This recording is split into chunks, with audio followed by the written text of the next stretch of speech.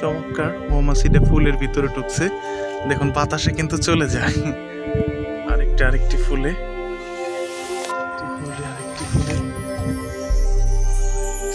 দেখুন কি চমৎকার, কি চমৎকার দেখতে। হ্যাঁ, মৌমাছি তার মধু সংগ্রহ করছে, কি চমৎকার প্রকৃতি থেকে। দেখেন তিল ফুলে থেকে, দেখলেই পরাণটা জড়িয়ে যায়। সত্যি অসাধারণ একটি দৃশ্য বন্ধুরা। আসলে চিরসবুজের বাংলাদেশ। দেখুন মধু সংগ্রহ করছে সরাসরি সেই মৌমাছিটি।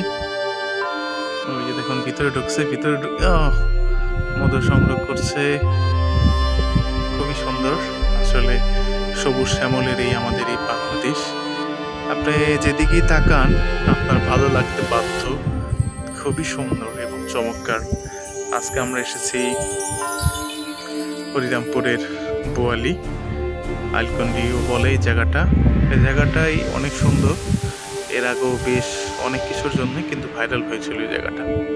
আমরা সেই তিল ক্ষেতটি আপনাদেরকে দেখানোর চেষ্টা করলাম। এই ওই যে উড়ে যাইতেছে, চমৎকার একটি জায়গা, চমৎকার ফিল।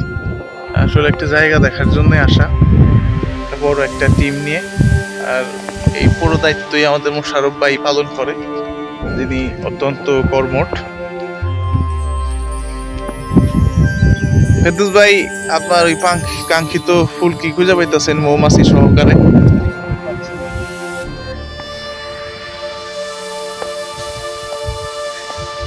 এই জায়গার আবার ফুলগুলো বেশ সুন্দর। হ্যাঁ,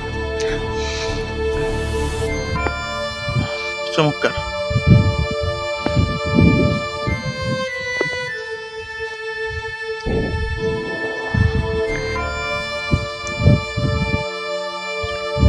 আসলে খুব সুন্দর, ভালো লাগে দেখলেই। তিল ক্ষেত, তিল হয়েছে। তিলের ফুল থেকেই কিন্তু মৌমাছি মধু সংগ্রহ করে। আমরা যদি আপনাদেরকে ফুল দেখানোর চেষ্টা করি তাহলে দেখুন ফুল খুবই সুন্দর, আসলে অনেক সুন্দর। দেখলেই মনটা জুড়িয়ে যায়, এত সুন্দর ফুল, সাথে বাতাস বন্ধুরা। চকের পরিবেশ আসলে অসম্ভব সুন্দর। বাংলার প্রকৃতি রূপ আপনাকে মুগ্ধ করে দেবে, এতটাই সুন্দর প্রকৌশল। সবকিছু নিয়েই আসলে অসম্ভব এই আমার সোনার বাংলা, চারদিকে সবুজে ভরপুর। আর এটি হচ্ছে বোয়ালির একটি অংশ, বোয়ালির চক। আইলকন্ডিও বলা হয় জায়গাটার নাম। খুবই সুন্দর, চমৎকার একটি জায়গা। আমরা জানতে পেরেছি যে তিল ফুলের থেকেও কিন্তু মৌমাছি মধু সংগ্রহ করে।